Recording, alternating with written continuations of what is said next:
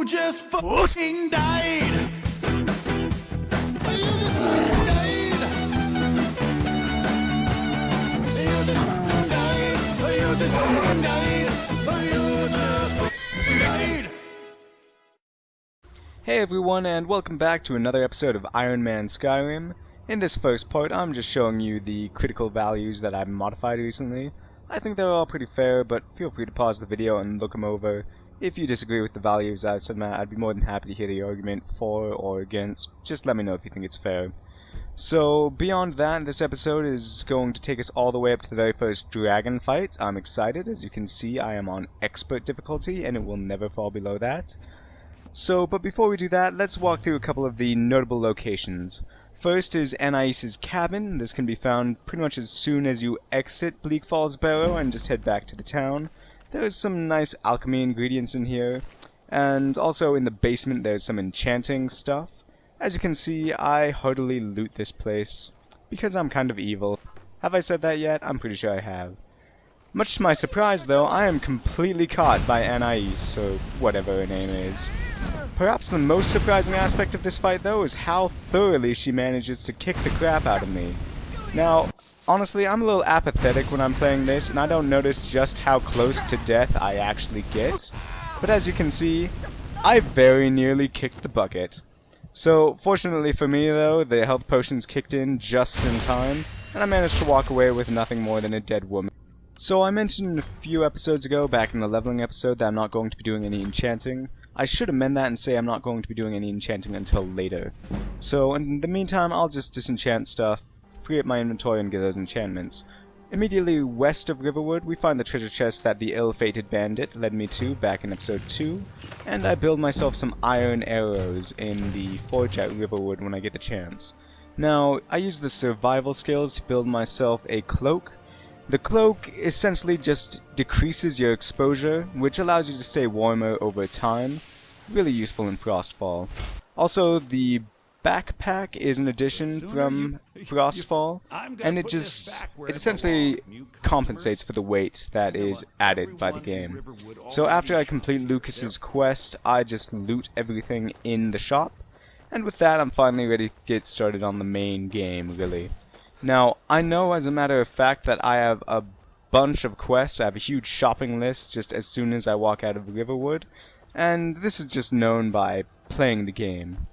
At last, the Grand Vista that would exist if I wasn't running Frap. Eat ice, giants! Yeah! Yeah, you're feeling that. Well, I give up. Back to being a potato farmer. So, just sell the potatoes and the cabbages to the farmer here. Interestingly enough, if he dies, that counts as doing him a favor, so he'll leave you inheritance. And I just thought I'd emphasize how much lockpicks cost. Exactly 49 as it turns out. Now, there are just a bunch of quests in Whiterun. Most of them can be cleared up within the first 2 minutes of entering the town. This is a good example. You just deliver this to the steward. Isolde will ask for a mammoth tusk. Carlotta will ask you to get the bard to stop bothering her. She will want you to beat the crap out of her, which is kind of strange. And while you're in here just destroying her, you can also turn in the Mikael quest, or whatever his name is. You think she would learn to dodge these punches. And additionally, I obviously need to turn the violence settings down, because that was a lot of blood from a fist fight. So you can actually recruit her now, which is incredibly useful, because, oh yeah, and you can get the drunker, I guess. So I recruit the woman I just beat the crap out of to help me clear out the catacombs, which is useful because she will take the hits for me. Now up in Dragon's Reach, we can get the Deliver Frost Salts quest from Farengar, and finally I can buy myself some upgraded spells. Among them, Chilling Touch, Conjure Flame Atronach, Frost Rune, Ice Spike. Yeah, I think Ice Spike, yeah. And Power of the Master. Now, there are a couple that I did want to buy, like Hidden Scorpion and Talon Strike, that I just, as you can see, I just can't afford.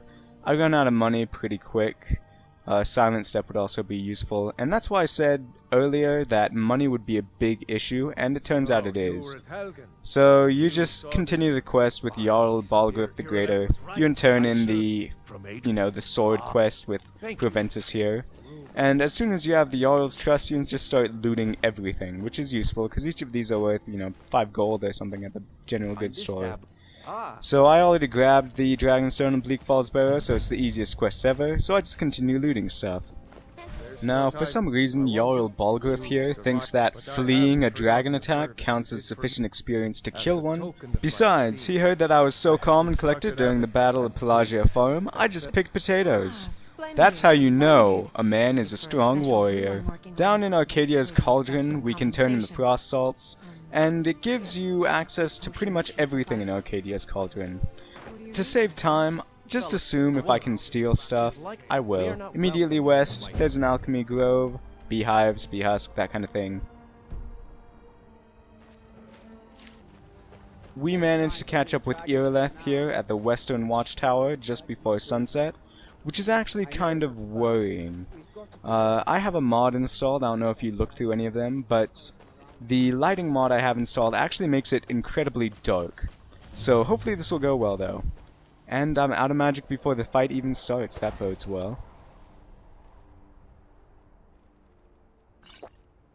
Patience, Iago. Alright, so here comes the first dragon fight. My alteration increased because I do have mage armor on, and alteration spells don't count as levels until you meet an enemy. Now, the Flame Atronach ends up being pretty much useless, so I'm stuck chucking icicles down at the dragon, which makes me feel pretty dumb.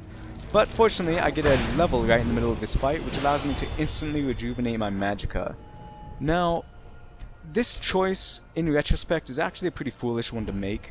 I go for Augmented Frost, thinking that that damage boost will be really useful, but what I really ought to have taken was Apprentice level casting.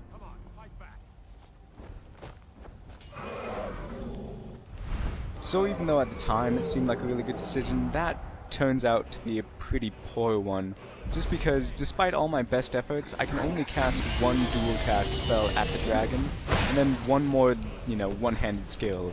So that leaves me casting essentially contrips at this poor dragon, and just trying not to fall off the freaking roof because it's gotten so dark. Now, we managed to whittle down his health to where he's forced to land, and when he actually lands, it's well outside my range, both visually and I actually think the magic's range. So I end up having to exit the tower and try to make my way towards him. Yes, you can!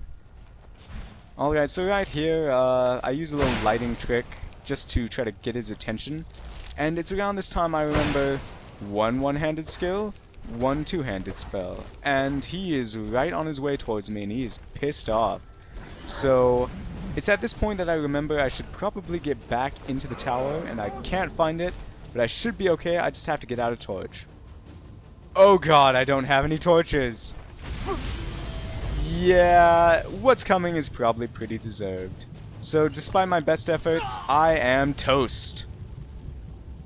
Well, that is unfortunate, but I'm actually not too disturbed about this. I think I'll be able to catch up before next week's episode, and like I said, I made a couple of really foolish leveling decisions, so I'll give you a quick recap next week and get back to this point before then. Thanks for watching.